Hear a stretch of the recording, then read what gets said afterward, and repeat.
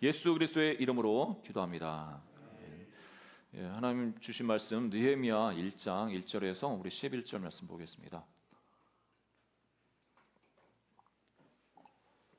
느헤미야 1장 1절에서 11절 말씀 교독하겠습니다. 하가라의 아들 느헤미야의 말이라. 아닥사스다 왕 제20년 기슬루올에 내가 수산궁에 있는데 내 형제들 가운데 하나인 하나니가 두어 사람과 함께 유다에서 내게 이르렀기로 내가 그 사로잡힘을 면하고 남아있는 예루살렘 사람들의 형편을 물은즉 그들이 내게 이르되 사로잡힘을 면하고 남아있는 자들이 그 지방 거기에서 큰 환난을 당하고 능욕을 받으며 예루살렘 성은 허물어지고 성문들은 불탔다 하는지라. 내가 이 말을 듣고 앉아서 울고 수일 동안 슬퍼하며 하늘의 하나님 앞에 금식하며 기도하여 이르되 하늘의 하나님 여호와 크고 두려우신 하나님이여 주를 사랑하고 주의 계명을 지키는 자에게 언약을 지키시며 긍휼을 베푸시는 주여 간구하나이다. 이제 종이 주의 종들인 이스라엘 자손을 위하여 주야로 기도하오며 우리 이스라엘 자손이 주께 범죄한 죄들을 자복하오니 주는 귀를 기울이시며 눈을 여시사 종의 기도를 들으시옵소서. 나와 내 아버지의 집이 범죄하여 주를 향하여 크게 악을 행하여 주께서 주의 종 모세에게 명령하신 계명과 율례와 규례를 지키지 아니하였나이다. 주께서 주의 종 모세에게 명령하여 이르시되 만일 너희가 범죄하면 내가 너희를 여러 나라 가운데 흩을 것이요 만일 내게로 돌아와 내 계명을 지켜 행하면 너희 쫓긴 자가 하늘 끝에 있을지라도 내가 거기서부터 그들을 모아 내 이름을 두려고 택한 곳에 돌아오게 하리라 하신 말씀을 이제 청하건대 기억하옵소서. 이들은 주께서 일찍이 큰 권능과 강한 손으로 구속하신 주의 종들이요 주의 백성이니이다. 함께 읽겠습니다.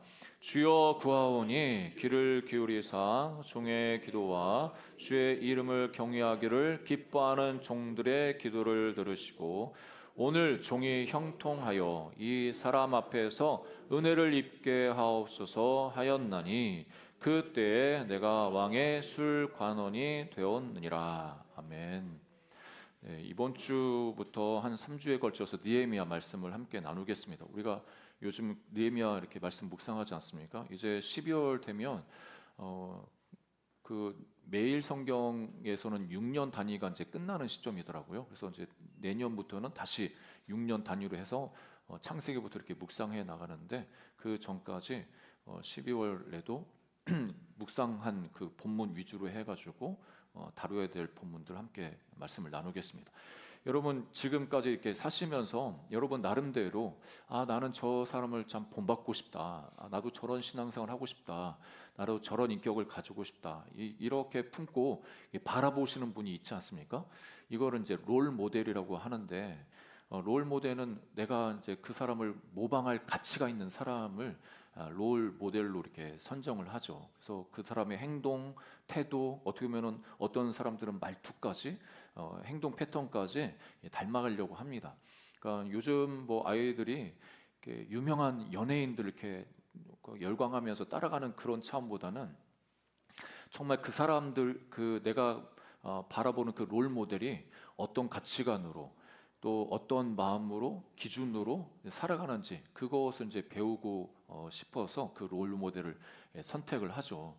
그래서 많은 우리 그리스도인들이 생전의 믿음의 선배들 가까이에는 가족들 안에서 뭐 부모님이 롤 모델이 될 수 있고 또 가까이에는 친구들 중에서도 선배가 또 롤 모델이 될 수 있지 않습니까? 또 우리 교회 안에서는 공동체 안에서 우리 장로님, 권사님들이 우리 집사님들의 또 롤 모델로 그렇게 영향을 주고 있습니다. 롤 모델이 있어야 되는 중요한 이유는 우리가 뭔가를 행동할 때 그 기준을 제시해 줄 수가 있습니다. 그러니까 이럴 때는 그분은 어떻게 했지? 이렇게 생각해 보면 이럴 때 그분은 이렇게 반응했지? 이런 생각이 들어서 그런 상황이 되면은 나도 저렇게 행동해야지 어떤 기준을 우리가 제시해 주기 때문에 롤 모델이 우리 삶에 중요한 것을 볼 수가 있습니다. 여러분 그러면 여러 가지 우리 주변에도 인생 가운데 믿음의 어떤 대단한 선배들도 많이 있었는데 이 성경상에 그러면 우리가 롤 모델을 찾는다고 하면 어떤 분을 여러분 롤 모델로 신앙생활 하고 계십니까? 우리가 보통 뭐 신약에 하면은 바울, 뭐 예수님을 인격적으로 만났던 그 바울처럼 복음 전도하고 그렇게 살아야겠다. 롤 모델 정하셔서 그렇게 사시는 분도 있습니다. 그리고 어떤 분들은 구약에 보면 여러 가지 많은 하나님께 쓰임 받은 인물들 있지 않습니까?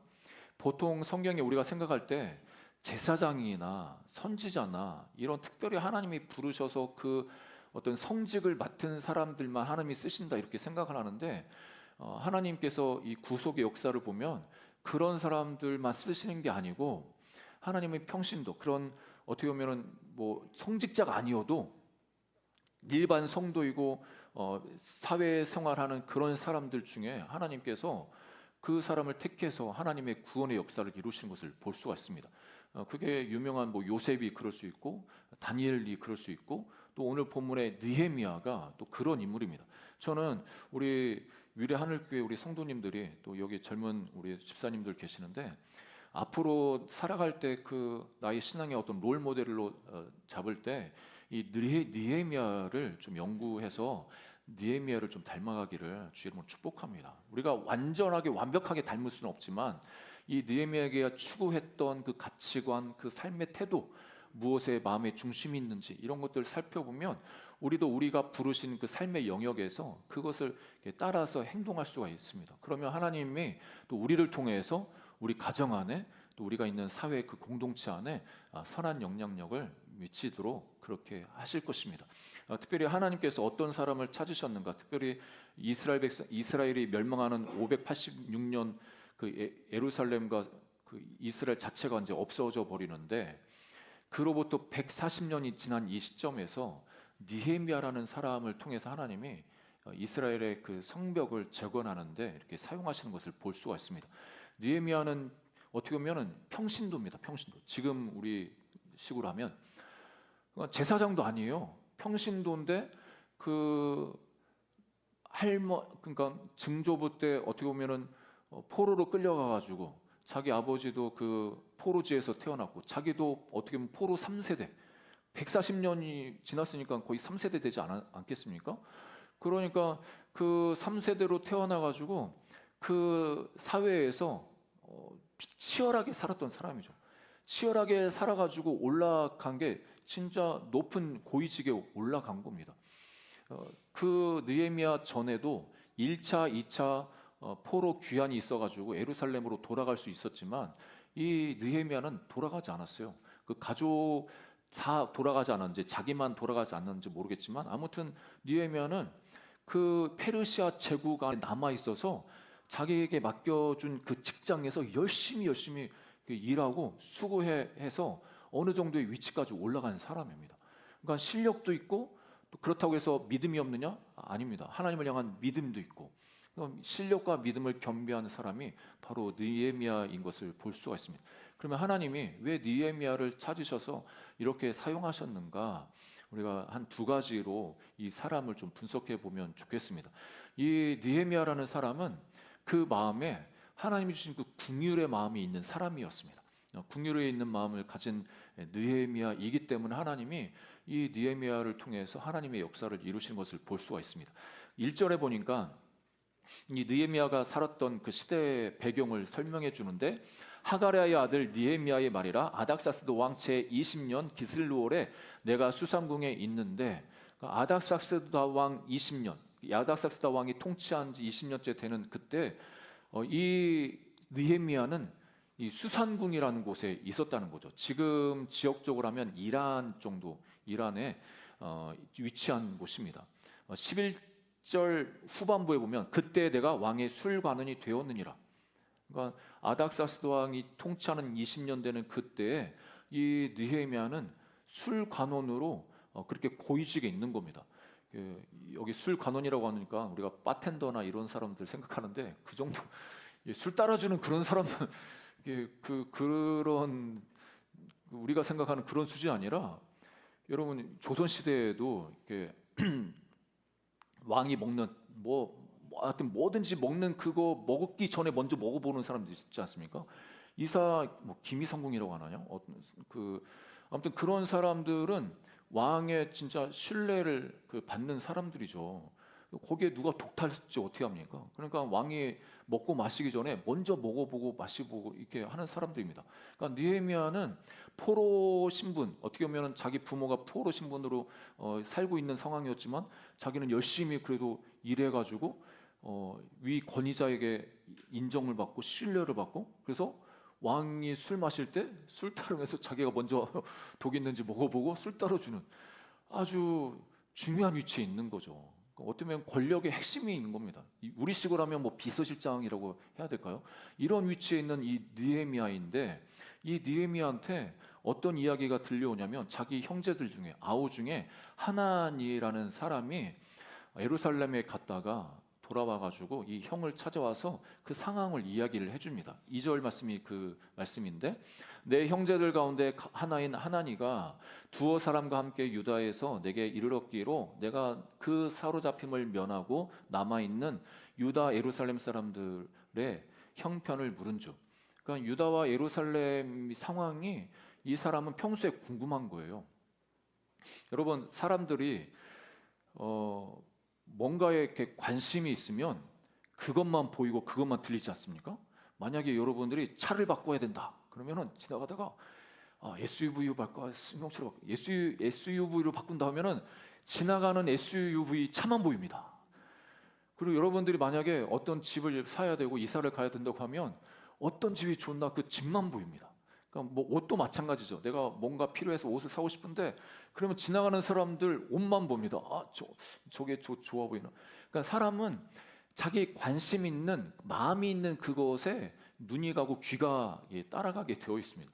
이 느헤미야도 평소에 자기는 비서실장을 얼마나 바쁘겠습니까? 그 왕궁에서 이 일 저 일 다 해야 되고 아닥사스다 왕 뒷바라지도 해야 되고 그런 상황 가운데 이 사람의 마음은 계속 자기 조상의 땅이라고 할 수 있는 자기 지금 나라는 없지만 자기 선조의 나라 이스라엘, 그 유대와 예루살렘 땅, 그 상황이 지금 어떤가 그것에 이제 관심이 있는 거죠. 그래서 이제 진작에 물어봤더니 그 상황을 이야기할 때 3절 후반절에 보니까 그 집안 거기에서 큰 환난을 당하고 능력을 받으며 예루살렘 성은 허물어지고 성문들은 불탔다 하는지라. 그러니까 너무 비참한 거죠. 여러분, 기원전 586년 예루살렘 성전이 무너지고 그 전에 성벽이 다 불타고 무너져 있는 이 상황에서 140년이라는 시간이 흘렀는데도 불구하고, 그리고 1차, 2차 포로가 귀환해가지고 그 땅에 사는에도 불구하고 아직까지 성벽이 완전히 재건되지 않아서 이 무방비 상태에 있는 겁니다. 여러분, 지금도 그러지만 옛날에 성이라고 하면 그 성벽을 이렇게 쌓아야 그 안에 이제 머무르면서 안정감을 누리지 않습니까? 그곳에서 상업 활동도 하고. 그러니까 이 고대 당시에 이 성벽은 여러 가지 역할을 했죠. 적군으로부터 보호하는 역할도 했지만 이스라엘 같은 경우에는 그 성벽 위에서 장로들이 또 치리도 했습니다. 재판도 하고 여러 가지 활동을 이 성벽에서 했거든요. 그리고 그 나라에 성벽이 없다는 것은 그 나라의 어떤 수치와도 같았습니다. 그러니까 울타리가 없는 거예요. 지금이야 울타리 이런 거 크게 신경 안 쓰지만 이때 당시에 울타리, 이 성벽이 있어야 어떤 외세의 침입에 안전할 수가 있고 방어를 할 수 있기 때문에 좋은 이점이 있죠. 그런데 그 모든 것이 다 불타버렸다. 이 이야기를 듣고 이 느헤미야가 어떤 반응을 보였는가? 4절 전반전에 이렇게 이야기합니다. 내가 이 말을 듣고 앉아서 울고 수일 동안 슬퍼하며. 여러분, 그 특이하게 느헤미야가 이 예루살렘 소식 그거를 듣자마자 울고 수일 동안 슬퍼했다고 이렇게 표현합니다. 보통 우리가 그 선교 편지라든지 어떤 나라를 위해서 중보할 때 그 나라의 어려운 상황들 이렇게 이야기를 들으면 마음이 아프지 않습니까? 보통 진짜 사이코패스가 아닌 이상 사람들이 마음이 있는 북한의 그 어려운 상황 가운데 있는 그 이야기들을 듣고 아프리카에 죽어가는 그 영혼들의 그 모습을 보고 이러면 누구나 이제 가슴 아픈 거 당연하죠. 그런데 잠시 잠깐입니다. 사람인지라 그거 들으면 안타깝네, 안 됐다 이걸로 이제 끝나고 잊어버리는데 이 느헤미야는 그렇지 않고 울면서 수일 동안 슬퍼합니다. 그 수일 동안 슬퍼했다는 그 마음의 그 기본에 깔려 있는 그 마음이 어떤 마음이었겠습니까? 여러분, 그 자기 민족에 대해서 관심도 없고 사랑하는 마음도 없고 그러면 잠깐 안타깝네. 뭐 그 사람들은 그 사람 나름대로 그냥 알아서 살아야지 뭐 어떻게 해. 나도 여기서 지금 바쁘고 나도 먹기 살기 힘든데 이렇게 잊어버릴 수 있지 않습니까? 그런데 느헤미야는 자기 민족을 향한 그 상황에 대해서 하나님의 그 긍휼한 마음을 가지고 있었다는 겁니다. 여러분, 성경에 보면 긍휼이라고 이야기할 때 히브리어는 라함임이라는 그 단어를 사용하는데 이것은 자궁이라는 그 의미에서 나왔습니다. 어머니의 태. 여러분, 어머니들이 자기 아이를 10개월 동안 품고 이제 해산의 수고를 이제 하셔서 아이를 낳았는데 아이를 향한 그 어미의 그 마음은 그 남자들은 이해를 못하죠. 낳아봐야 그 엄마의 그 마음을 알 수 있다고. 그러니까 자기 아기를 향해서 느끼는 그 깊은 그 연민이라든지 보호하고 싶은 그 보호 본능, 이게 이 라함임이라는 그 의미입니다. 그러니까 하나님께서 우리를 향해서 긍휼히 여기신다고 이야기할 때 하나님이 우리를 깊은 연민을 가지고 어머니가 자식을 이렇게 사랑하는 그 마음으로 우리를 사랑하신다는 의미가 있는 거죠. 그러니까 이 긍휼은 사전적으로 따뜻하고 깊고 본능적이고 조건 없는 사랑, 하나님이 자녀를 향해 가지고 계신 이 모성적 성품을 긍휼이라는 이 단어로 이렇게 표현을 합니다. 그래서 시편 103편 13절에도 이렇게 이야기를 하지 않습니까? 우리 함께 읽어볼까요? 시작. 아버지가 자식을 긍휼히 여김같이 여호와께서는 자기를 경외하는 자를 긍휼히 여기시나니. 이 8절 말씀도 함께 읽어보겠습니다. 시작. 여호와는 긍휼이 많으시고 은혜로우시며 노하기를 더디하시고 인자하심이 풍부하시도다. 그러니까 하나님 아버지의 그 기본적인 마음이 그 긍휼이 많으시다는 거예요. 긍휼이 우리를 보시면서, 여러분을 보시면서 긍휼이 많으신 그 마음으로 우리를 보고 계시고 우리를 대하고 계시다고 말씀하십니다. 뭐 하나님 아버지만 그렇겠습니까? 예수님 또한 이 땅에 오셔서 사역하실 때 영혼들을 위해서 많은 기적 그 이사를 행하셨는데 하나님께서 그 모든 이적을 사역을 하셨던 그 기본 마음, 근본 그 마음은 뭐냐면 그 영혼을 불쌍히 여기는 그 마음이 있으셔서 그런 사역을 하셨습니다. 마태복음 9장 35절부터 36절을 함께 읽어보겠습니다. 시작. 예수께서 모든 도시와 마을에 두루 다니사 그들의 회당에서 가르치시며 천국 복음을 선포하시며 모든 병과 모든 약한 것을 고치시니라. 무리를 보시고 불쌍히 여기시니 이는 그들이 목자 없는 양과 같이 고생하며 기진함이라.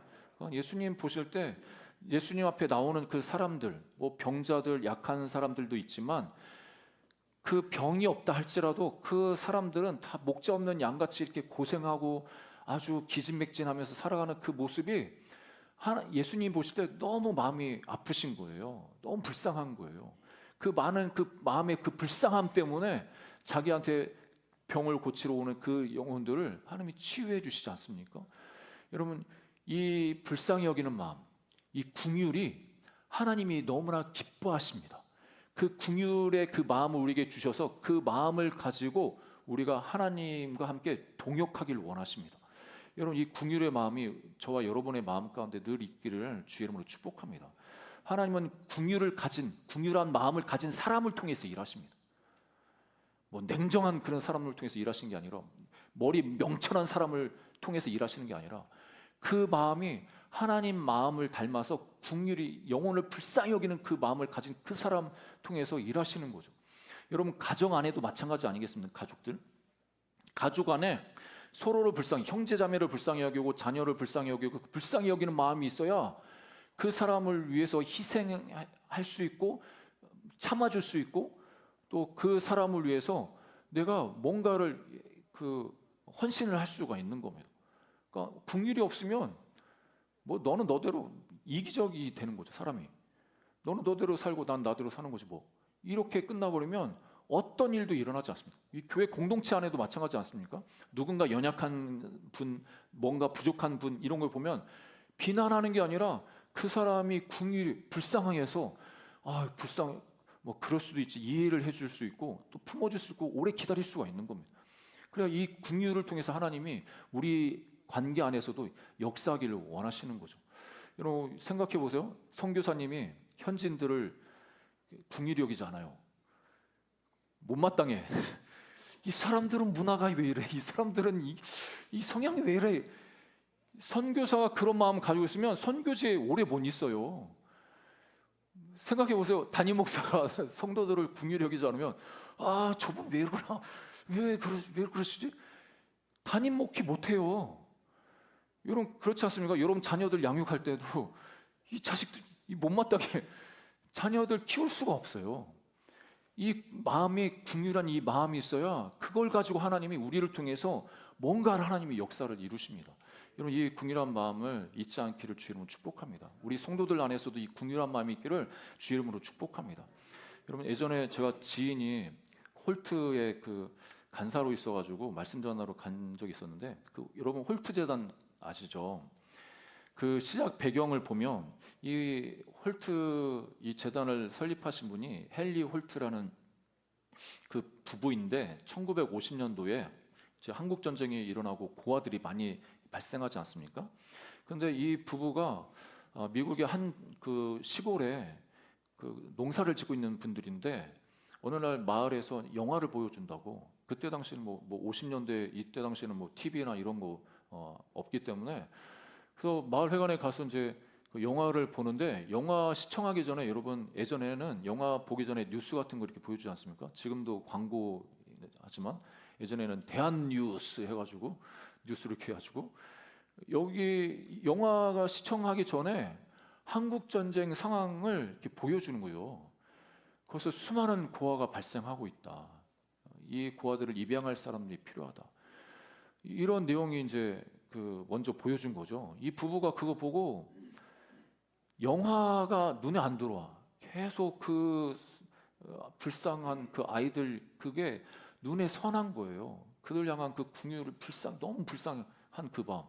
그래서 이분들은 자기 그 신념이 어떤 거냐면 어떤 아이들도 가정을 가져야 되는 권리가 있다. 어떤 아이도 가정이라는 테두리 안에 살아야 될 그 권리가 있다. 이런 신념이 있으신 분들인데 그래서 이분들이 알아보고 해가지고 한국 전쟁에서 고아가 된 아이 8명을 이제 입양을 합니다. 8명 입양해가지고 그 시골 동네에 8명 입양하니까 동네방 소문이 다 나지 않을 거예요. 그리고 처음에는 입양하기 전에도 우리가 지금 농사 짓기도 우리 먹고 살기도 힘든데 애들을 무슨 입양을 해 이렇게 했는데 어때 또 기회가 돼서 입양을 한 겁니다. 그런데 동네 사람 주변 사람들이 어떻게 입양했냐고 서로 물어보는 거예요. 그럼 어떤 절차를 밟아든 어떻게 되냐고. 그거 카운셀링 하다가 홀트 재단이 설립됩니다. 그러니까 어떻게 보면 자기랑 상관없지 않습니까? 그냥 미국 거기 시골에서 자기 농사 잘 짓고 아이들 잘 돌보고 잘 먹고 잘 살면 돼. 그런데 어느 날 그 뉴스 딱 봐가지고 그 아이에 대한 그 불쌍히 여기는 마음, 긍휼한 마음 그게 있으니까 우리만 이렇게 살면 안 되지. 그래도 그 아이들에게 가정이라는 울타리를 제공해 주자. 우리라도 조금 몇 명이라도 입양하고 그러다 보니까 주변에서 어떻게 입양이야 이렇게 물어하니까 그 재단을 설립을 해가지고 이제 그 농사는 이제 뒤로 하고 그 재단을 운영하면서 지금까지 이제 이어지고 있습니다. 뭐 지금이야 상황은 어떤지 모르겠지만 아무튼 이 초기에 있었던 이 단체가 설립된 이것을 보면 하나님이 어떤 한 사람의 그 가정에 그 마음에 불쌍히 여기는 그 마음을 줘서 그런 하나님의 일들을 이루시는 것을 볼 수가 있습니다. 두 번째, 이 느헤미야는 하나님 앞에서 기도하는 사람이었습니다. 하나님은 기도하는 사람을 통해서 일하시는 것을 이렇게 말씀해 주고 있습니다.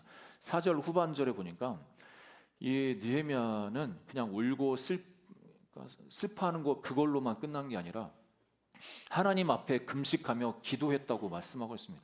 그 기도의 내용을 5절부터 이렇게 기록하고 있는데 이 느헤미야가 하나님을 어떻게 믿고 있는지를 잘 보여주고 있는 것이 이 기도 내용입니다. 5절에 보니까 이르되 하늘의 하나님 여호와 크고 두려우신 하나님이여 주를 사랑하고 주의 계명을 지키는 자에게 언약을 지키시며 긍휼을 베푸시는 주여 간구하나이다.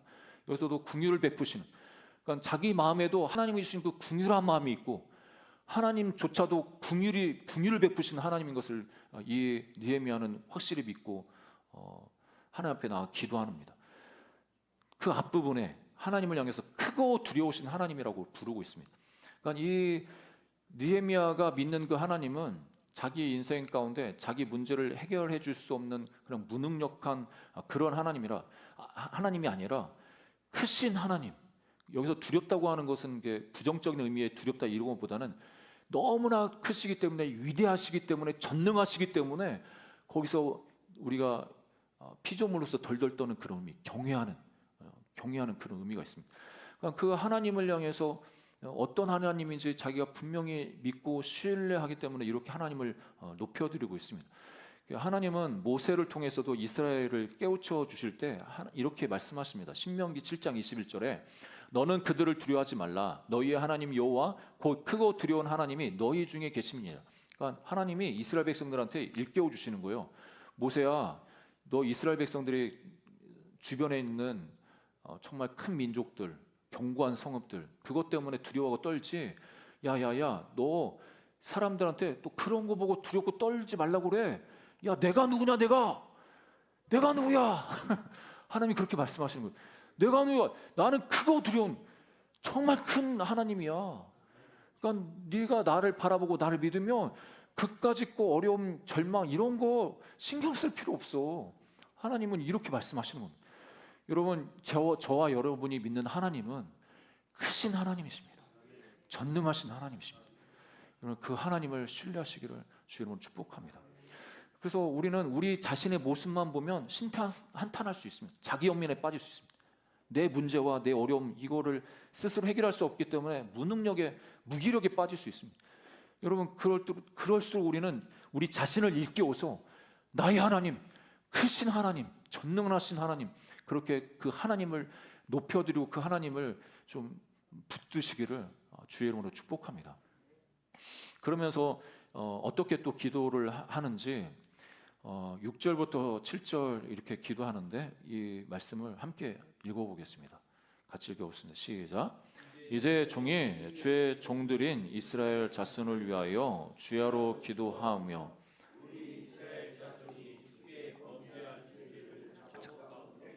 주는 귀를 기울이시며 눈을 여시사 종의 기도를 들으시옵소서. 나와 내 아버지의 집이 범죄하여 주를 향하여 크게 악을 행하여 주께서 주의 종 모세에게 명령하신 계명과 율례와 규례를 지키지 아니하였느니라.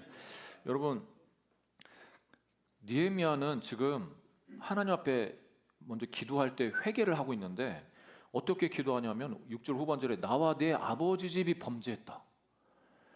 하나님, 내 조상들이 범죄해가지고 140년 동안 포로 생활, 나라 없는 서름을 겪으면서 이렇게 살다가 저는 진짜 열심히 일해가지고 이 한 제국의 비서실장 이 높은 지위에 왔습니다.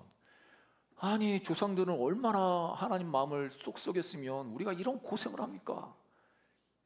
이 억울함을 풀어주십시오. 이렇게 기도해도 될 텐데 느헤미야는 그렇지 않고 자기 죄래요. 내 죄, 나와 내 아버지 죄래요. 그러니까 이 느헤미야는 자기랑 자기 민족의 그 조상들이랑 그 죄를 같이 동일시하는 거죠. 그러니까 연대 책임 의식이 있는 거예요. 연대 책임.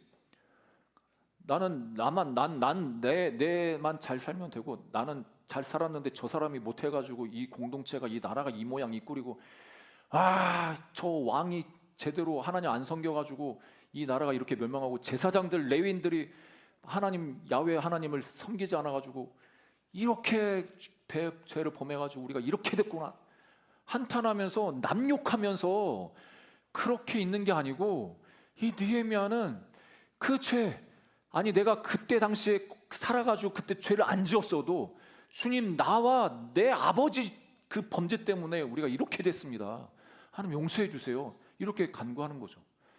여러분, 하나님은 하나님의 사람들을 통해서, 하나님 혼자 일하시지 않고 하나님의 사람들을 찾으시고 그 사람들을 통해서 일하기 원하시는데, 어떤 사람을 찾으시는가 할 때 느헤미야처럼 그냥 나는 나 잘만 잘 되니까, 날 잘 살면 문제 없으니까 나는 이걸로 다 한 거야, 이런 게 아니고, 나는 잘 살았으니까, 나는 아무 문제 없으니까 당신이 문제고, 리더가 문제고, 이 공동체가 문제고, 내 조상이 문제고, 내 부모가 문제고, 이런 사람을 통해서 하나님 일하시지 않고, 주님, 내 죄입니다, 내 죄.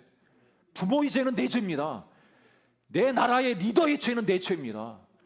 이 교회 잘못, 내가 교회 잘못에 하나 보탠 건 없지만, 그래도 교회가 잘못된 건 내 죄 때문에 그렇습니다. 저 목사가 잘못된 게 아니라 주여, 내 죄 때문에 그렇게 이 교회가, 이 나라가, 우리 공동체가 이렇게 됐습니다. 이렇게 하나님 앞에 간구하는 그 사람을 통해서 하나님은 일하신다는 겁니다. 여러분, 우리가 하나님 앞에 어떤 자세로 살아가는 게 그리스도인답게 살아가는 것일까요? 우리가 이 민족 가운데, 이 상황 가운데 살아갈 때 하나님 앞에 어떤 자세로 살아가는 게 주님이 기뻐하시는 하나님의 사람들의 모습일까요? 저는 이 말씀을 준비하면서 참 마음에 회개도 많이 하고, 나는 참 그렇게 살았나. 예전에는 젊은 마음에 참 그 위에 믿음의 세대, 앞세대, 그리고 리더들 되는 그분들 마음에 원망이 중보기도 해야죠. 중보기도 하는데, 주여 이 나라를 위해서 기도하고 이 나라를 위해서 기도하는데, 내 마음 한구석은 참 정신 차려야 될 텐데, 정신 차려야 되는데, 그 사람들은 변화돼야 되는데, 이런 마음이 있는 거예요. 여러분, 그 마음을 가지고 하나님이 일하실까? 이렇게 돌아봤을 때 하나님이 이렇게 너 그 마음 가지고 기도하는, 백날 기도해봐라, 백날. 하나님 그 기도 들어주냐?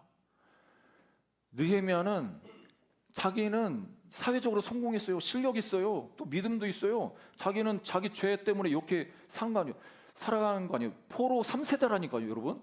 포로로 이민 가서도 힘든데 포로로 끌려가가지고 1세대, 2세대 죽고 자기 3세대에 있어서 얼마나 열심히 살았습니까? 여러분, 왕궁의 그 위치까지 가려면은 정말 피나는 노력과 열심히 있었을 겁니다. 자기 의죠, 자기 영광 아니겠습니까? 그러면 하나님, 내가 그 조상들 죄를 범해서 나라가 멸망했어도 내가 이렇게 열심히 해서 이렇게 한 거 너무 감사합니다. 그런데 참 억울하네요. 너무 억울합니다, 주님. 이 조상들이 죄 지어가지고 내가 이렇게 아직까지 나라 없는 이 서름으로 이렇게 살아야 됩니까? 주님, 하나님께서 역사해 주시고 길을 열어주셔서 좀 성벽에다도 세우고 나라가 좀 독립할 수 있도록 해주세요. 이렇게 할 법도 한데, 느헤미야는 그렇게 하지 않습니다. 나와 내 아버지 집이 범죄했습니다. 주님, 내가 죄를 범했습니다. 주님, 이 연대의식, 이 책임의식이 저와 여러분 가운데 있기를 주의 이름으로 축복합니다. 그러면서 이 느헤미야는 어떻게 또 기도하냐면 8절부터 9절에 이렇게 기도합니다. 우리 같이 한번 읽어볼까요? 시작. 옛적에 주께서 주의 종 모세에게 명령하여 이르시되, 만일 너희가 범죄하면 내가 너희를 여러 나라 가운데 흩을 것이요, 만일 내게로 돌아와 내 계명을 지켜 행하면 너희 쫓긴 자가 하늘 끝에 있을지라도 내가 거기서부터 그들을 모아 내 이름을 두려고 택한 곳에 돌아오게 하리라 하신 말씀을 이제 청하건대 기억하옵소서. 그러니까 이 느헤미야는, 하나님은 분명 언약에 신실하신 하나님이시기 때문에 우리가 범죄했으면 흩어 버린다고 이렇게 말씀하셨지만, 회개하고 그 계명을 지키고 주 앞에 돌아오면 다시 하나님께서 우리를 불러 모아 주실 거예요. 주님, 이 약속, 하나님이 하셨던 이 약속을 하나님 기억해 주십시오. 하나님의 그 약속을 붙잡고 기도하고 있습니다. 여러분, 우리가 하나님 앞에 나갈 때, 우리가 어린 신앙은 하나님 앞에 땡깡 부리면서 아무튼 이거 줄 때까지 기도하지 않습니까? 그거에 잘못됐다는 게 아니라 우리가 더 성숙한 하나님의 사람이라면 하나님의 약속을 붙들 필요가 있습니다. 하나님 이렇게 약속하시지 않았습니까? 내가 너와 세상 끝날까지 함께 하겠다고 약속하지 않았습니까? 하나님 아무것도 염려하지 말라고 말씀하시지 않았습니까? 모든 구하는 것 감사함으로 구하면 하나님이 들어주시고 우리 마음에 평강 주시겠다고 약속하지 않았습니까? 하나님 구하면 내가 주시겠다고 하나님이 약속하지 않았습니까? 그 약속을 붙들고 하나님 앞에 기도하는 우리 모두가 되기를 주님으로 축복합니다. 이 느헤미야는 이때 당시 느헤미야가 성경을 가지고 있었던지 없었는지는 모르겠지만 그 옛날에 과거에 하나님이 자기 선조들에게 약속하셨던 그 말씀을 기억하고 있는 거예요. 그 신명기 7장 9절 10절에 보니까 이렇게 하나님 말씀하시죠. 그런즉 너는 알라 오직 내 하나님 여호와는 하나님이시오 신실하신 하나님이시라. 그를 사랑하고 그의 계명을 지키는 자에게는 천대까지 그의 언약을 이행하시며 인애를 베푸시되 그를 미워하는 자에게는 당장에 보응하여 멸하시나니 여호와는 자기를 미워하는 자에게 지체하지 아니하시고 당장에 그에게 보응하시느니라. 이 앞부분 하나님이 그 언약을 실행해 주시겠다고 약속한 이 약속의 말씀을 붙들고 하나님 앞에 나가 그 언약을 붙들고 기도하고 그 언약을 기억해 달라고 하나님께 간구하고 있습니다. 여러분, 하나님의 언약의 말씀을 붙드시기를 주 여러분 축복합니다. 하나님은 분명히 우리를 향한 그 약속의 말씀, 그 하나님이 우리를 향한 그 약속의 수없는 약속의 말씀이 있는데 결론적으로 그 약속은 어디를 향하냐면 우리의 구원을 향합니다. 그 약속을 주신 그 궁극적인 초점은 우리의 구원에 있습니다. 그냥 지금 당장 어려운 거 해결을 받는 것, 이것도 하나님이 약속해서 우리를 그렇게 해결해 주시지만 그런 모든 과정을 통해서 하나님은 우리가 구원받기 원하십니다. 하나님이 자녀 되길 원하십니다. 그러니까 그 모든 하나님 영원한 그 구원 백성으로 살아가기를 원하셔서 이런 약속의 말씀을 주셨죠.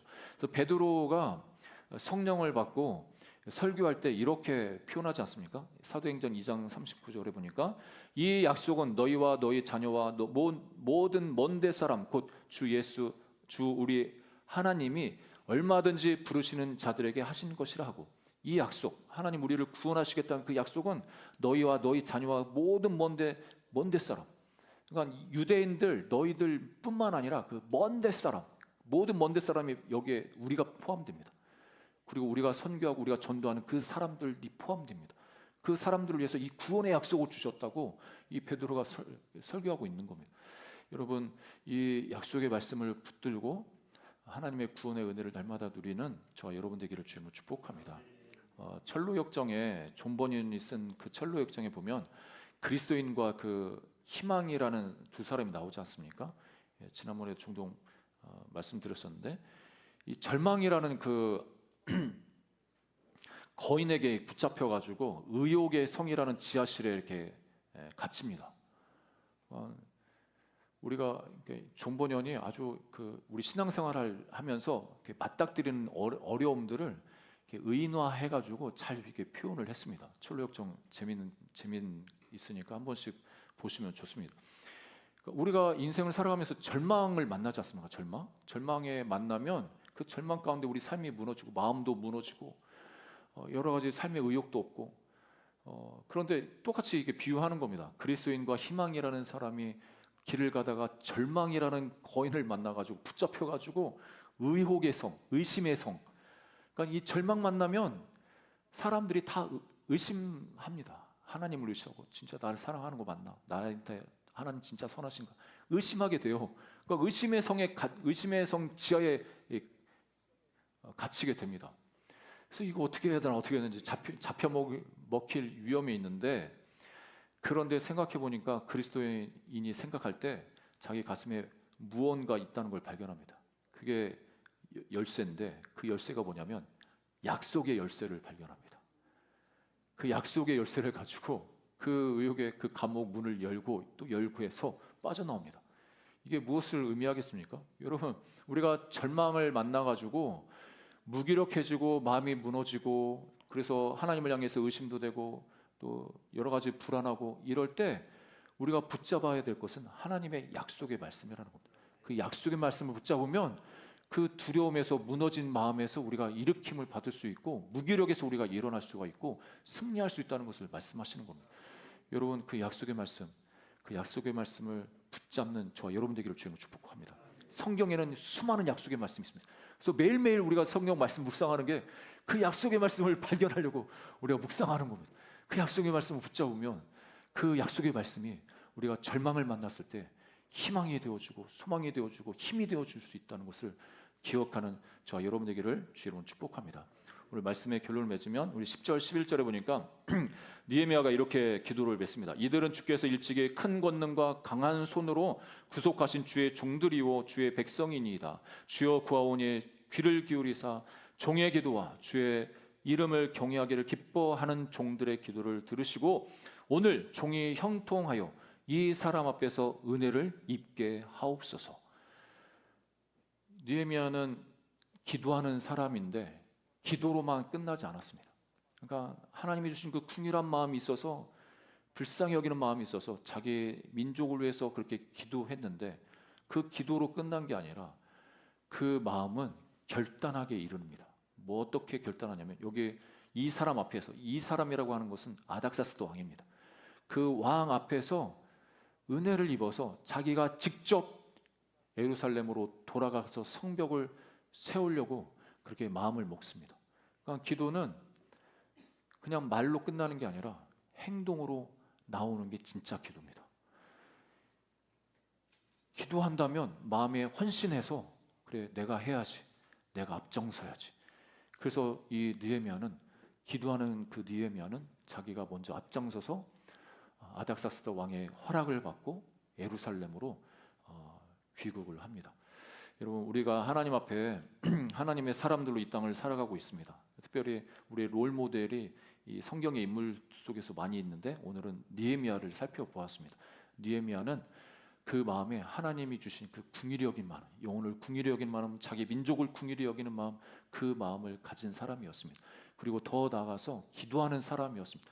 이것저것 해보다가 안 되니까 기도하는 이런 사람이 아니라 먼저 기도하는 사람이었고 그 기도함을 통해서 하나님이 주신 그 마음을 가지고 결단해서 행동으로 나가는 사람이었습니다. 우리가 이 신앙의 선배의 본을 받아서 우리 삶에서도 이렇게 적용해 나가는 우리 모두가 되시기를 주의 이름으로 축복합니다. 하나님은 여러분 한 분 한 분을 찾고 계십니다.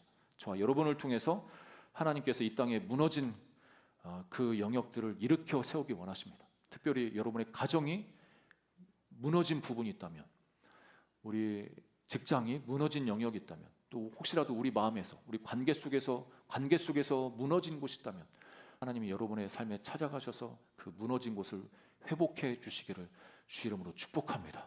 그 회복해 나가시는, 세워가시는 그 하나님께 함께 동역하는 우리 모두가 되기를 축복합니다. 이제 함께 기도하겠습니다. 주님, 우리 삶에 있어서 어떤 부분이 무너졌기에 우리가 마음에 답답하고 또 절망하고 있습니까?